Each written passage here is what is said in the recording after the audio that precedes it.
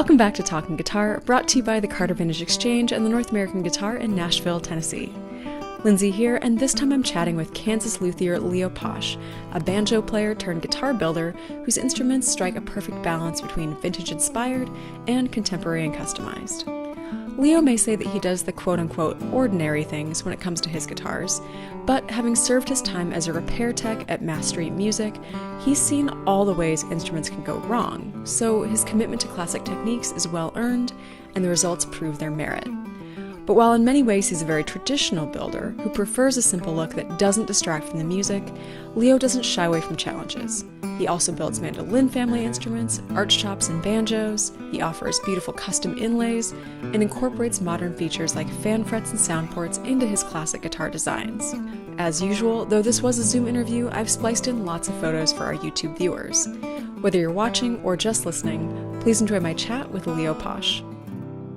Well, Leo, thank you so much for taking some time today to chat with me for the Talking Guitar podcast. I'm excited to have you on because we've had a few of your guitars come through the shop and they've all been awesome. As somebody who loves Collings and Martin, your guitars seem to be kind of in a similar vein, but they also have their own thing going on. They've got like a really nice warm tone and they've always just been so much fun to play. And so I was really excited when you added some more Sell from Workshop listings to the web. And yeah, I'm just really excited to learn more about your background and to introduce you more to folks who watch our channels. Well, great. I am just really honored to be included in this amazing group of people that are building guitars today. It's so amazing to me what is going on right now in just guitar building, mandolin building. All the people are just doing amazing stuff. So I just feel like I'm just kind of watching from the sidelines and doing my own tiny little thing and hopefully I'll get noticed a little bit. So great. Yeah. Starting off with your background and learning more about how you got started and what the path has been like for you. My background is basically that I've always, as long as I can remember, I've always wanted to play music. I don't know. I mean, I can't remember a time when I didn't want to play music. Nowadays, it seems like I don't want to play music as much as I used to, but it's still there. And I've also been a person who's always been extremely interested in how things work. Like when I was a kid, I can remember taking my bicycle apart and seeing how does this thing affect that, and how does it all go together and make a bicycle, that kind of thing. And so when I did finally start playing guitar, the things that I could afford were cheap garage sale guitars, so I kind of messed around with them some, and then I heard some banjo music. Well, young, there was banjo music like on TV. I was a big fan of Hee Haw. I don't know if you are familiar with that show or know anything about it, but it was a terrible show, really, especially if you look at it today and go back. I mean, the very, very non-politically correct, but there's amazing musicians on that show. Roy Clark, I can't even think of Buck Owens. Right. I can't think of his name, another banjo player. So many banjo players, and I got really drawn into the banjo, and I just really, I had to learn to play banjo. So no, we're getting away from guitar, but that's how I started. I started as a banjo player, and I took some banjo lessons at a local music store, and the local music store offered me an apprenticeship there. That's pretty cool. So I did that, and when I was in high school, and I loved it because now I'm taking apart guitars and seeing how they work, and taking apart banjos and seeing how they work, and being a young kid, and I didn't have a lot of money, but I wanted a better banjo than what I had. It was a Gibson RB 250 from the 70s. Almost any instrument from any company in the 70s was pretty crappy. It's not the best Maybe I era, I shouldn't feel say like. what's that? It's not known for being the best era. No, it's the 70s were pretty terrible, the 70s and 80s. Anyway, so I decided I was gonna make my own banjo. Awesome. And, you could get some pretty good banjo parts, mail order. And if you remember what mail order is, Yeah. get your catalog in the mail, and, you send off your check and for this part and that part, and wait, several weeks and get it. It wasn't like today's instant Yeah. gratification. But anyway, so I built my first banjo in 1980, and I really enjoyed the whole thing. A coworker gave me a piece of mahogany. With banjos, it's a lot of bolt together parts, Mhm. but a coworker gave me this piece of mahogany and said, "Here, this would make you a great banjo neck." And so I learned to carve, a neck, and I loved it. Carving wood was so fun. And then I did some pretty intricate inlays on it. Spent a lot of late nights um, working on the inlay, and I really enjoyed that. Just fine tune and focus in. My playing field is about, an inch square, and I'm in this little zone, is extremely enjoying it. So that was when I was a senior in high school, 1980. I continued working in music stores when I graduated high school. I learned repair, guitar repair, instrument repair by doing it, but I really started trying to focus on trying to do the best work that I could, but also focusing on communicating with my clients, because it seemed like I was learning something from everyone. Mhm. Um, every person who would tell me, "Well, I need my action to be such and such because of this and that, because I play like this or what," and I'd watch them play and listen to them play and say, "Okay, here's what we need to do." And I really like focusing in on that, the personal aspect of it, as well, as the functional, um, how do we make it work, but how do we make it work for you, for Mhm. whatever this particular person wants. That I really did enjoy that a lot. And so I worked in music stores until I think I quit working in a music store in 2000. I had worked at Mass Street Music in Lawrence, Kansas Oh, okay. uh, for I think it was 14 years when I quit there, is how long I had worked there.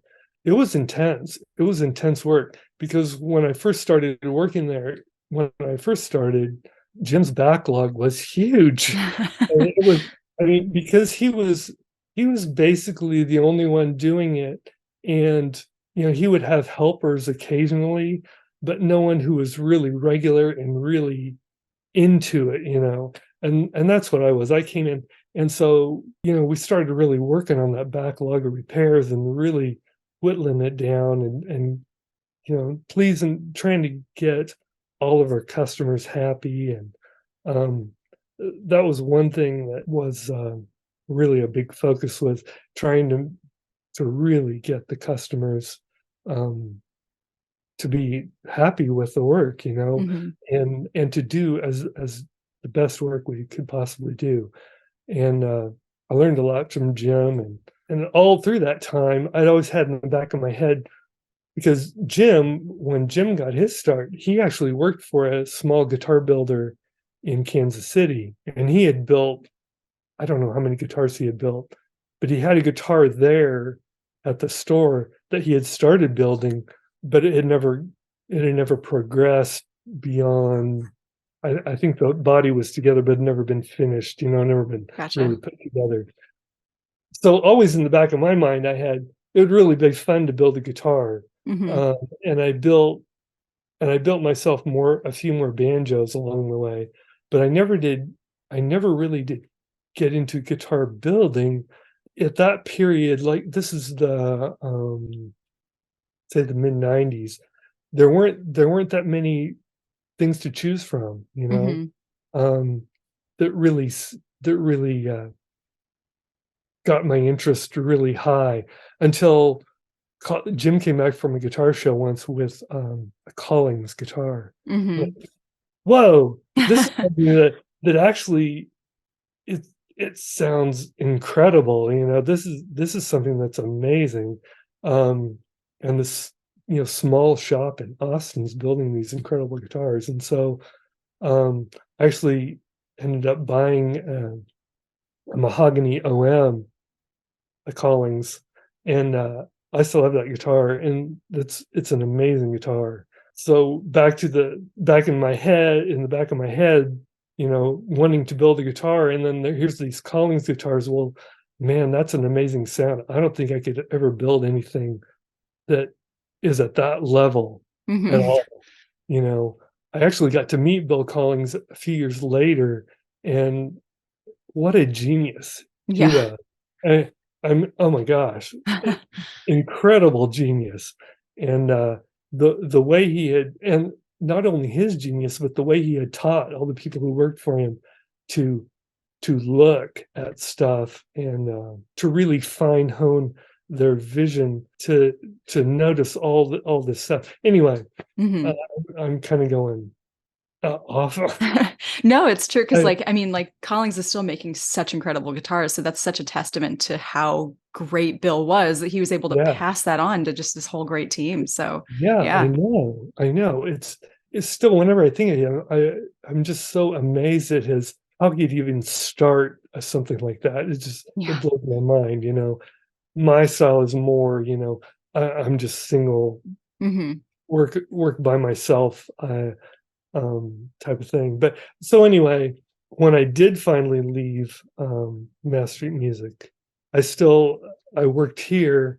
When my wife and I built our house, we built it in 1988, and I had a small wood shop downstairs, which is to my right here. But Oh, um, cool. not long after I had moved my shop here, it was like it became way too small really quickly. um, because of what I was doing. It was just like there wasn't enough room, and so we decided that we were gonna have to add on. So we added on the 16 by 24, I think, space up and down. But Mm, we once again, we did all the work on.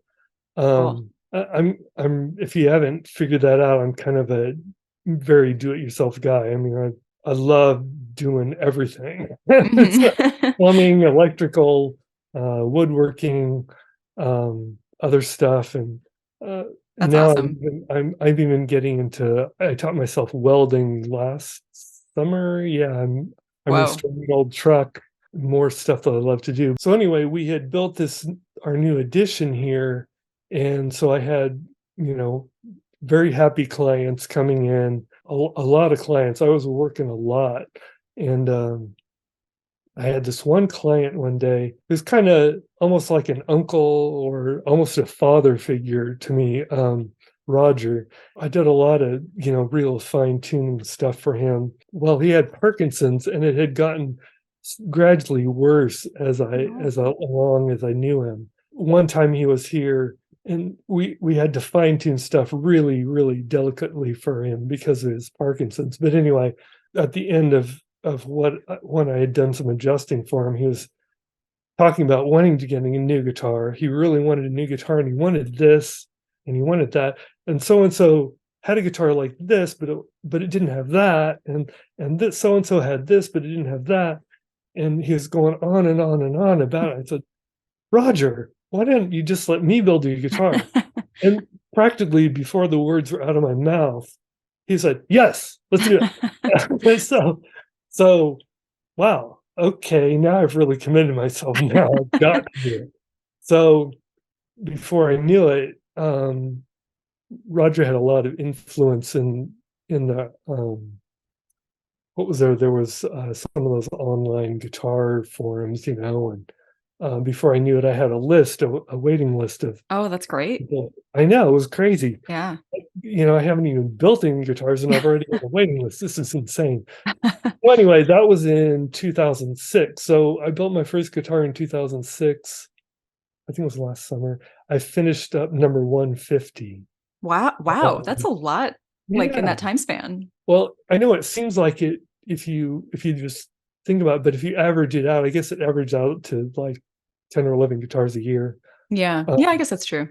yeah, there's a lot of other stuff I'm doing too. So I'm saying, okay, well, I guess that's not too bad. Hmm. But I have a lot of interest in all kinds of stuff. So it's it's been kind of crazy. So yeah, there's the long short story.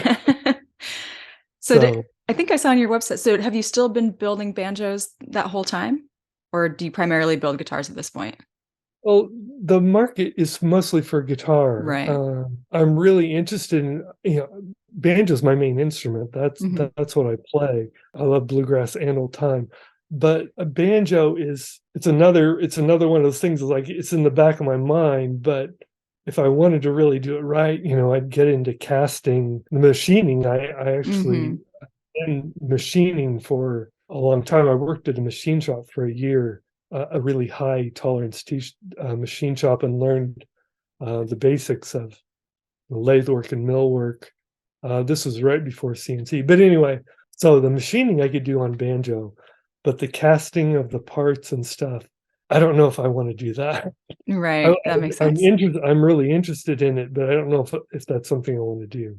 Hmm. But so to answer your question, I have built some banjos. It's mostly the banjo work that I've done has been building conversion necks for Okay. people. You know, I don't know how much familiarity you have with vintage banjos, but the sought after Gibsons of the 30s, many of them were tenors or plectrums. Hmm. And so the big thing is to convert them to 5-string, which is the Gotcha. main. So I've done quite a bit of that. Probably not as much as I'd kind of like to, but that's a really specialized. You really have to get your name out there for those. Anyway, we won't go there. We're talking guitars, not banjos. So It's related. we'll stick with that. Yeah, yeah. They are. Oh, they're very related. Yeah. In any case, Okay. it's mostly guitar focused for you Yeah. most of the time. Because that's what I have the most interest in as far as customer interest. So Hmm. As far as your own building, I assume you probably draw a lot on your experience doing repairs with Mass Street, and that probably informs a lot of your decisions. And like you can kind right. of see, there's like classic OMs and dreadnoughts and that sort of style. Like, what other kind of influences or like teachers have you sort of pulled into like your approach to building? My approach, I guess, is kind of I'm open to whatever. Um, I've experimented some with multi-scale instruments, Hmm. and I really like that for certain things. It's fun. I built one. I think I built it right alongside number 150. It was like number 153 or something like that. There's a multi-scale OM, Cool. but so I love experimenting with different stuff like that. Octave mandolins and octave mandolins in a guitar body, a Mm, small guitar body, like an L00 body, but with an octave mandolin with a multi-scale neck. And I've done a few of those, um, and I like that instrument quite a bit. interesting. It's Yeah. fun. So it's kind of a different sonic thing, but it's fun to play. Hmm. Um, Yeah, not a lot of folks are doing stuff like that. A friend of mine just got well, he had bought a Lawrence Smart multi-scale. I think it probably mandola, I think. Mandola mhm. or octave mandolin, and then he commissioned one from Filed, a Cittern actually. Oh, okay, But yeah, yeah, it's like you don't see a lot of folks doing the multi-scale thing on mandolin family instruments. right. I guess it's a little out of the ordinary, but it seems to work. Yeah, So definitely. yeah, Well, I guess kind of digging more into your approach with building, in terms of bracing and things like that and construction techniques, are you like a hide glue X brace kind of Oh, person, or do you do anything else kind of out of the ordinary there? I'm very ordinary. I mean, it works. Give me an X brace and give me high glue. I guess I really do tend toward the traditional, even when I'm doing a more modern instrument, I tend toward the traditional innards. I mean, my bracing, if you look at my bracing, it's a little bit different from, the standard Martin bracing. It's kind of, the shape is a little bit different, but the layout is pretty much very, very similar. I mean, as close as you can get when you're studying instruments, that can vary, greatly from in the same model. Well, I mean, Martins didn't vary a whole lot, but Gibsons, if you look at the variations there, are pretty wide ranging. But anyway, the traditional layout style of bracing, that seems to work for what I want to do. I'm really happy with that, pretty much, Mhm. and there's some tweaking here and there. But another thing I want to point out is when you've done repair, as long as I have, you see the great guitars, you see all this great stuff, but you also see the stuff that doesn't work. Right. Experiment's gone bad, and I really don't want to go there. That's something I want to stay away from. So I try to stay, I guess, a little bit in safer waters there. Mhm. Although I have a pretty good idea of what's safe and what's not, but I'm very traditional. I mean, if you look at my instruments, just looking at the outside of them, it kind of screams, well, this guy's, very traditional. Mhm. Um, the the truck I'm restoring it's a '54 Chevy pickup, so going back to traditional with that too. So I'm kind of the grumpy old guy, the grumpy old hermit in his home shop, away from everybody, doing his own, doing his traditional little thing. With your bracing, do you scallop or do you generally go for more of a straight bracing, kind of like more Gibson style? It's definitely scalloped. Mhm. Okay. It's a different scallop shape profile than the Martin traditional one.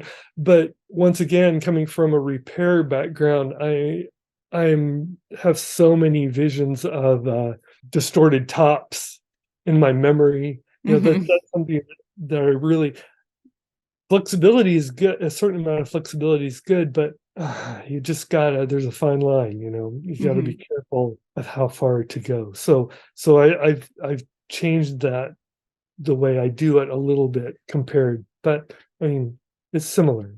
Mhm.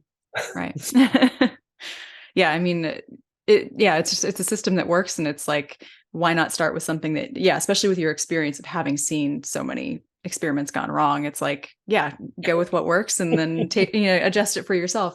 Do you delve much into like trying to adjust the bracing to like get a certain sound for particular clients, or do you kind of have like, well, this is like your approach, and it like people kind of come to you knowing that they're going to get a certain sound, and so you just kind of go with that? when people see a certain guitar shape, they kind of expect a certain sound. Mhm. My goal has always been to get the best of that sound from the given. So we've got mahogany and red spruce top, say, get the ultimate sound from that combination. So if we're doing an OM in mahogany red spruce, let's get rid of all the unnecessary wood. That's kind of one of my main goals, is let's get rid of all the unnecessary wood. Mhm. And when you do that, you come up with a an amazing sounding OM, Mhm. or dreadnought or whatever. Trying to do the best within the limitations of that, or not limitations, but within the expectations of that instrument. How can we make it sound the absolute best, get the Mhm. most response? I guess the thing that's always blown me away about the '30s guitars, Gibson and Martin, is the response from those guitars, and that's what I want to get in mine, is a response that is just, you can play it soft, you can play it hard, uh, anywhere in between, and the guitar is going to do what you want. Mhm. So I guess that's kind of my goal of Yeah. making. Yeah, that makes sense. And yeah, I mean, from the 3 or 4, I think at this point, guitars of yours that I've gotten to play. Like that's you've definitely achieved that. Like they're always really responsive and just and versatile. Like you can kind of do, I mean, that just like what you want out of an OM or like a GA size guitar, you get, that full spectrum of sound. And yeah, you do a great job with that. Good. So Oh, well, yeah. good. Good. That's what I'm trying to do. Yeah. Yeah. Well, speaking of sticking with traditional choices, with Tonewoods, it seems like you kind of stick with the classics. But I noticed on the one of the AJs that you uploaded, you used Hormiga or Ormiga, maybe. Amiga. Yeah, I've never heard of that one before. Well, I was turned on to that by John Griffin. Do you know who John Griffin is? I've never met him personally, but yeah, his name Okay. comes up a lot. Yes, he's the one who turned me on to it. He's pretty mysterious at first. Here's a guy who really, really knows his wood. I mean, wow. He sent me a piece of it. It's like, well, this is just too intriguing. I've got to know more. So he finally told me what it was, because I couldn't figure it out from the piece he had sent me. But anyway, I figured out what it was, and he thought it was the next best thing to Brazilian rosewood. Mhm. And it's really good wood. It's denser than mahogany. It kind of looks like mahogany. I Yeah. don't know if you've seen much of it, but it looks a little mahogany-esque, but it's much denser and oilier, but not nearly as dense or oily as Brazilian or any other rosewood. Okay. But man, that wood makes a really stunning guitar. It's got a beefy low end, but it's not as thuddy as, like Indian rosewood can be kind of thuddy in the low end, but Mhm. well, not when I build a guitar, but so it doesn't tend toward that thuddiness like Indian rosewood does. And the high end, it's got some pretty nice sizzle in the high end, but not as sizzly as Brazilian rosewood is. But it has, I would call it fruity sparkle in the high end. Mm. Mahogany is pretty dry in the high end, which I like a lot. Mhm. The high end is very dry. But Ormigo, the high end is sparkly and like I said, fruity.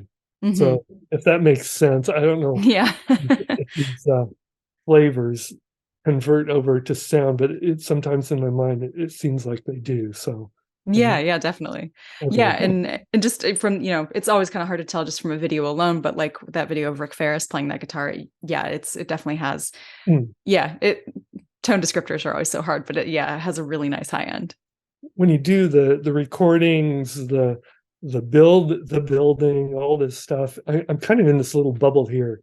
I don't know if I've made that clear or not, but I live out in the country, so I'm 15 miles from town. I live in the country. I don't hardly have people coming out anymore like I used to. I used to have people coming out a lot, especially since the pandemic. It's like I've been in this little bubble of my own making, and so it's really nice to hear, oh, that this comes out in the recording. I'm glad to hear that, because I can make it seem that way to myself, but I don't know Mhm. for sure if other people are seeing that or not. So great. Yeah, yeah, definitely. Yeah, but sticking with the tonewood conversation, so are there any other, I guess, maybe less common tonewoods that you've experimented much with, or do you generally stick to the mahoganies and the rosewoods, et cetera? Um, I like maple guitars. Yeah, Maple guitars are underrated, I think. definitely, yeah. Yeah. Um, I have had I've built at least one maple OM. So other maple guitars, and I really like maple, and so That VJ is a maple guitar too that you listed, yeah, right? Yeah. yeah. I don't even know how to describe sonically what you get with maple, but it's different and it's very pleasing, I think. Mhm, There's a dryness to it, like mahogany, but yet but the high end is so clear. And mhm. I don't know. I don't know how to describe it. I need to play one again and refresh my memory of how it sounds. Yeah. Well, I feel like it can vary a lot too, like like I kind of had before working, especially at TNAG and Carter Vintage, like I kind of had like a pretty limited idea of what I thought maple guitar sounded like. But Mm-hmm. I mean, different body sizes, just the different top woods, like especially I feel like paired with like European spruce or Sitka, like it can sound really warm. It doesn't always sound just like, I guess, sort of transparent and, really simple. Like it can still sound really, not maybe not as complex as Indian or Brazilian rosewood, but still has a nice complexity to it, which can Oh be, yeah, yeah, yeah, it's totally underrated. There's so much that one can do with it. yeah. I think you're right. There's some aspects of maple where you can maybe do some different things with it. Maybe it's just because it's not expected to be a certain way, and so maybe I have Hmm. a little more flexible in my mind because of that. I don't know, but Hmm. anyway, yeah. Yeah. So maple's one. I haven't really experimented with that much more. The various rosewoods. There's Amazon rosewood, which I really enjoy Amazon rosewood. Mm. Brazilian rosewood, of course, is absolutely incredible. Indian rosewood can be, I think Indian rosewood can be a really great wood if it's done right. The Right. problem is it has been done wrong for a long time, Yeah. in my humble opinion. Yeah. Well, yeah, I think a lot of people are just sort of like, oh, I can already get an Indian rosewood guitar from Martin and whoever, so they often don't ask luthiers for it. But yeah, a luthier built Indian rosewood guitar can be so good. And for top woods, it seems like everything that we have right now is it's all Adirondack spruce. Are you a strictly Adirondack spruce guy, or do you ever experiment much with like cedar, redwood, European, uh, etc.? I'm not interested in cedar or redwood. I mean, they are interesting woods, but to me, I've never been fond of them in an instrument. Hmm. Um, however, so red spruce, Sitka, of course, I've done some. Hmm. I'm not as fond of it, but there's some Engelmann that I have liked, that I've had, that I got from the guys at Old Standard.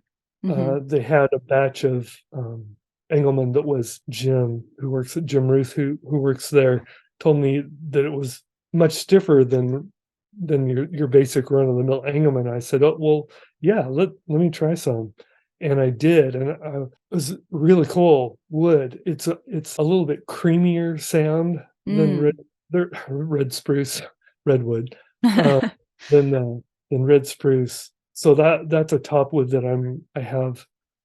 I keep here for certain things. I really like an Engelmann topped mahogany OM. It's, Hmm. it's a creamy, really, really fun instrument to play. Oh, Um, nice. lots of headroom still, not as much as red spruce, but really a really nice sound. Yeah. Awesome. Yeah, that sounds great. Well, what are your favorite guitars to build, and what would you build for yourself? If I mean, assuming that I feel like this is the common thing with a lot of luthiers is that they'll build something for themselves, but then they inevitably sell it to someone else. So what are your what are your favorite guitars to build, and what would you build for yourself if you could keep one and could never sell it?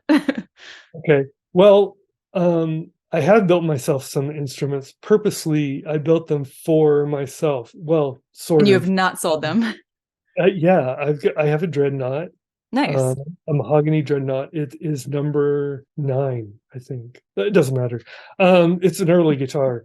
I also have an OM that my wife claimed, when I finished it. I was actually sort of planning on building it for a cousin of mine who wanted a guitar, and so I was kind of tentatively building this to offer to him. But when I finished it, she said, "No, that's my guitar."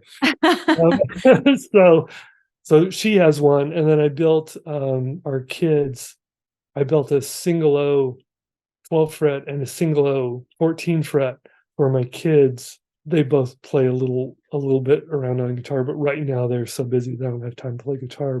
Hmm. Um, but they're 42 style instruments, so they're a little flashy. Cool. So I have those. What else do I have? And I have a mandolin that I built along Hmm. with my hassle of banjos. Yeah. So if I was going to build, there's 2 instruments that I really like to build for myself, and one is like a J style, Hmm. short scale jumbo, like the J45. I Hmm. really love that guitar. I've played so many of those J45s, put so many of them together.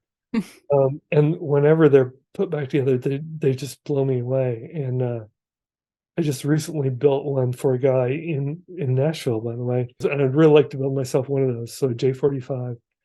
And I've also built one of those small, the guitar like Dave Rawlings plays, the little Epiphone Oh yeah, archtop. yeah, But yeah. I built one of those for one of my clients. I would really like to build myself one of those. I think that'd be fun Hmm. for jazzier kind of stuff, or even Mother Maybell type of stuff, which is Yeah. probably more my speed.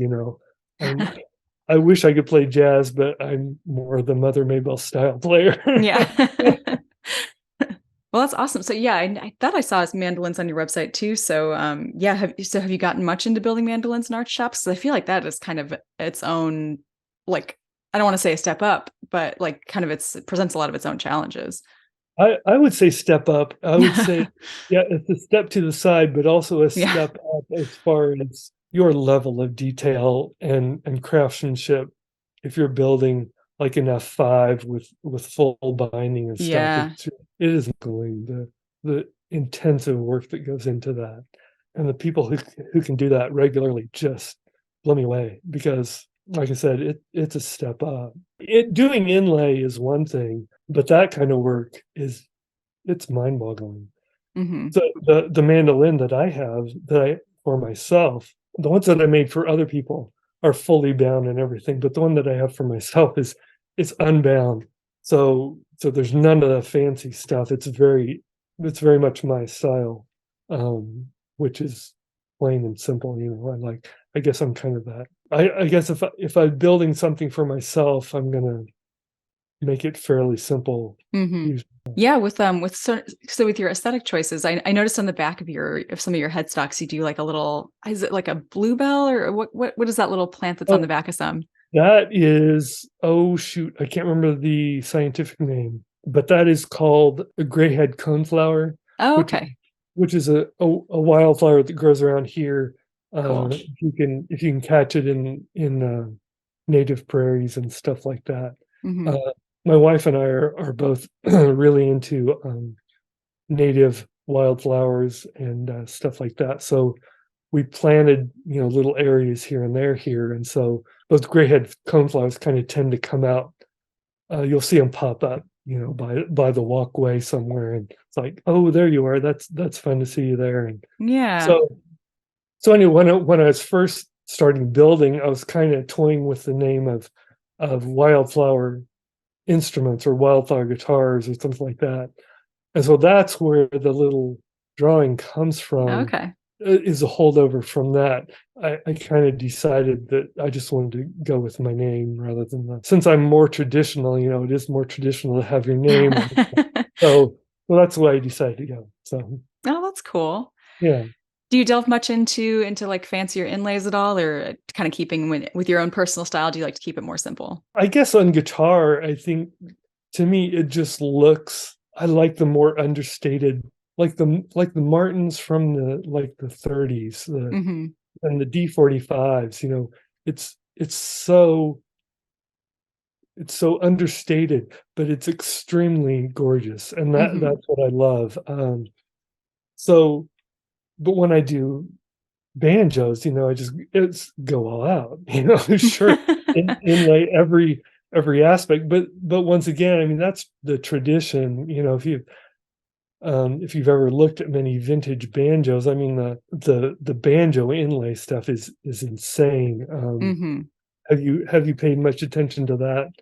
I'm Uh, not a big banjo person, and I'm kind mhm, of I'm a bit more on I like the understated looks of things too. So when I mhm. do see banjos that I like, they're usually sort of the more stripped down, like Yeah, open yeah. back kind of thing. But obviously, like just having worked in the store for a while, yeah, you see some pretty ornate banjos come through that are they got the bling.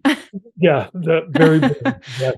The bling and the pling. Yeah. Um, so anyway, but yeah, so on guitar, but if somebody wants some custom inlay, like, excuse me, I've done, the one thing I really like to do is, when somebody wants a custom inlay on the peg head.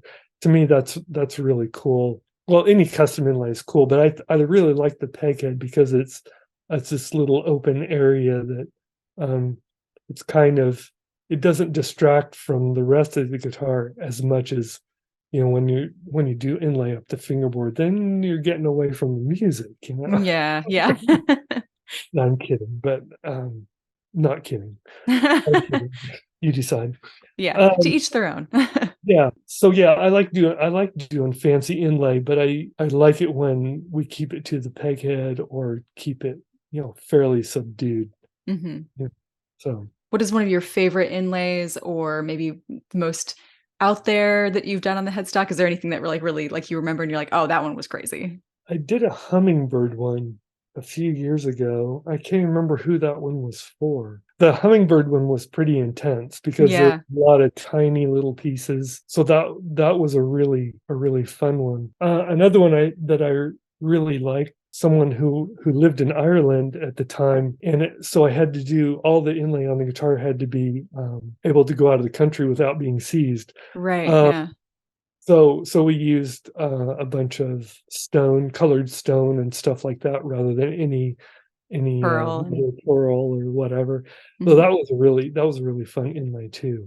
Cool. Yeah, do you so, yeah, I was gonna ask if you did most of your stuff with pearl or if it was more like you incorporate recon stone or even just, like, other wood pieces and maybe dyed or not dyed? Yeah, all that stuff. All Yeah, that, cool. a lot of times I don't like to mix it as much. Like if I do abalone, like to keep mostly abalone Mhm. it depends on the piece, of course. Yeah. No, that makes And yeah, that makes sense.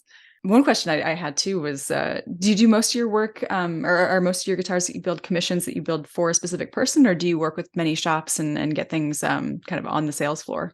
when I was doing, I've kind of slowed down in these last couple of years. But before that, what I would tend to do would do a batch of like, say, six, 4 to 8 guitars, usually around 6 or so. Um, and most of those would be a custom thing. But if I was doing, say I had 3 guitars on order or 3 or 4 or whatever, I might decide, well, if my mood was, well, I'd really like to build a J, or I'd really like to build an AJ, or and nobody's asked me for an OM for a long time, I'd like to just build one. I'd throw that in the batch. Mhm. That's in the way I do it. There's not really, it's not it's not a factory type thing where, you know, you make all the neck blocks are the same and all the tail blocks are the same and all this, that and the others. Every piece is different, but still when I set up to do tail blocks, or I set up to do neck blocks, or set up to do cut neck joints or whatever, it's nice to not just cut one and then put it away, you know. Mhm. So if I do 6 or 8, then I feel like I'm making more efficient use of my time. So when Gotcha. I so when so when I would do that, when I was doing that, then I would have guitars to send um, to music stores. You know, I sent um, some guitars to Kim at Cotton when that store was going, and Mhm. I sent some guitars to like at Mass Street Music. Anyway, I would have an extra few guitars to send off, but now I'm not really. Now it's just more. I'm just doing it as they come, as Mhm. That makes whatever, sense. whatever's.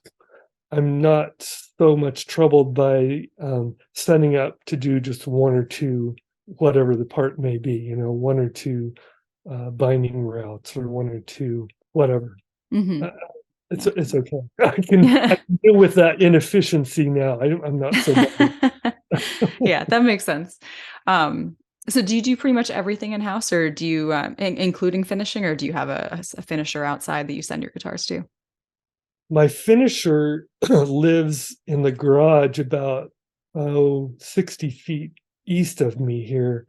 And and I might seem like a grumpy old guy, but he is a really grumpy old guy.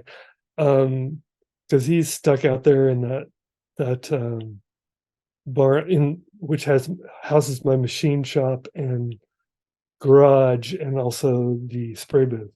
So yeah, I do as much as I possibly can on everything. It's not that I don't trust somebody else to do it. It's just that I feel a lot better when I do it Yeah. myself. You know, I have a customer who I do finish work for. I do finish and electronics for, and for a long time he sent his guitars off to be finished. He would get his guitars back from the finished guy, and then I would have to spend several hours or whatever amount of time redoing the finish on that. And that's just something I don't want to have to deal with. I don't Yeah. want to have to, do a tiny touch up from somebody else. I'll just, if there's going to be a touch up, it's going to be my fault. So, so there you go. Yeah. I'm going to take care of it. So yeah, I like just to do everything. Yeah. And I guess I that should have kind of assumed job. that based on the fact that you had said that you're a DIY kind of person and you like to take everything in your own hands.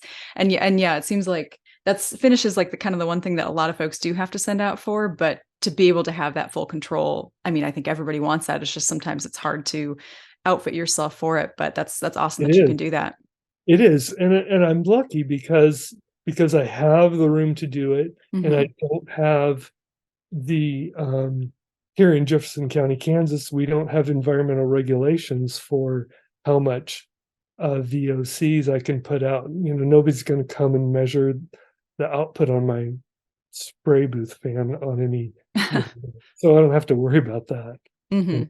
I do such a small amount of stuff. I don't think it's a big deal. It kind of does bother me environmentally though, a Mhm. little bit. Honestly, I'm a kind of an environmentalist, and so it that bothers me a little bit. And so I try to keep things to a minimum as much as possible. So, No, yeah. but thin finish is what we want anyway. So Right, yeah. Do you do nitrocellulose or do you do something else? it's nitro. Okay. Yeah. Yeah, makes sense. Yeah, yeah, I guess the not having to worry about those regulations is kind of a blessing and a curse, but it's good that you're mindful of it anyways, and, you just get to have that flexibility, and you don't have to worry about the government breathing down your neck too much. Well, I'm trying to go through my questions really quickly to see if I missed anything. Oh, I wanted to ask about your family music situation. So your wife plays, you play, your kids all play. Do you guys play much together, or are you involved with the local music scene at all? My wife and I play together occasionally.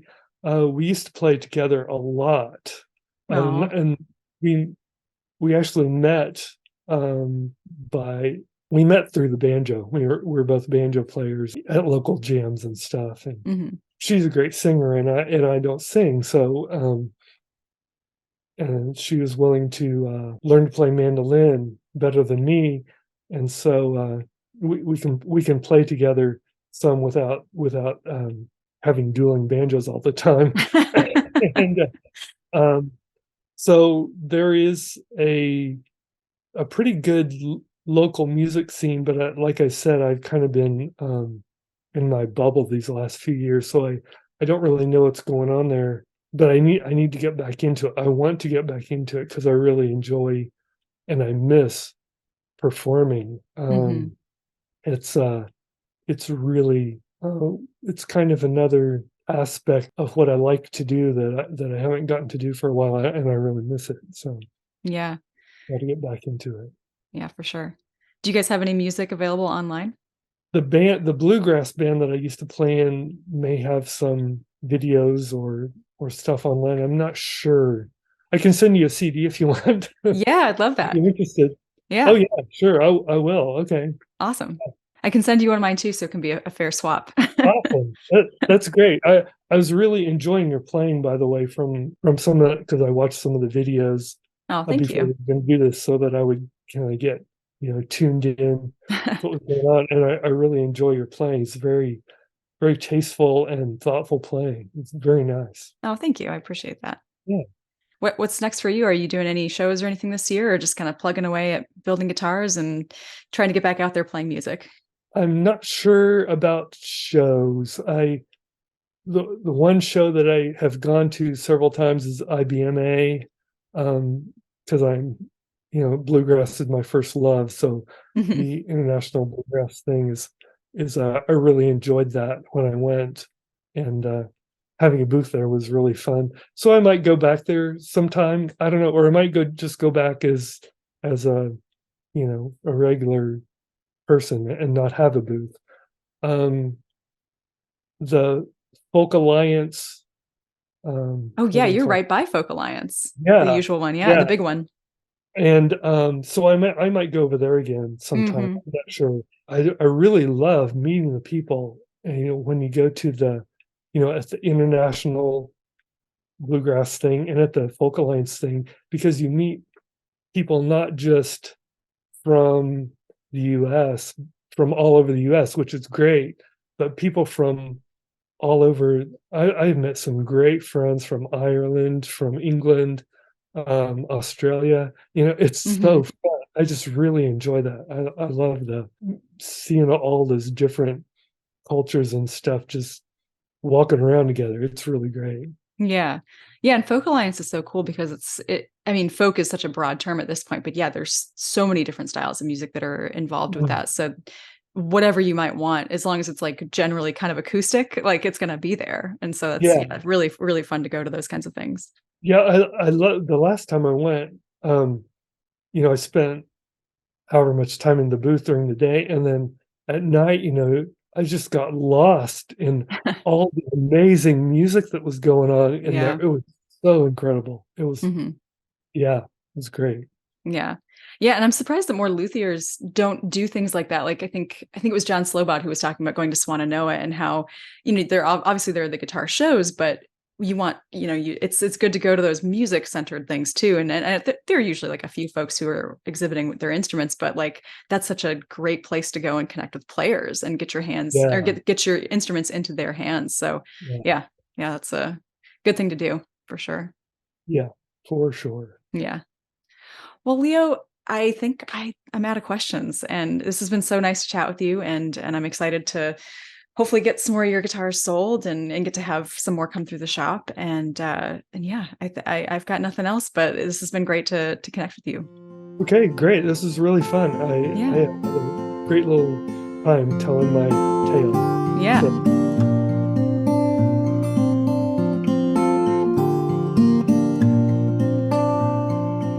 Thanks for listening to this episode of Talking Guitar.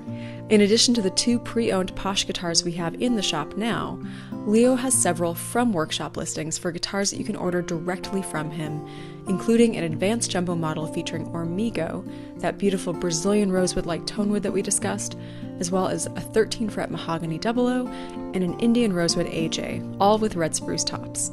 If you're enjoying these Luthier interviews, please take a second to rate and review Talking Guitar on your podcast app, or give us a thumbs up on YouTube. It really does help, and I'd love to hear your feedback. Be sure to follow us on Instagram, Facebook, and YouTube at The North American Guitar, and as always, please come back next week for the latest episode.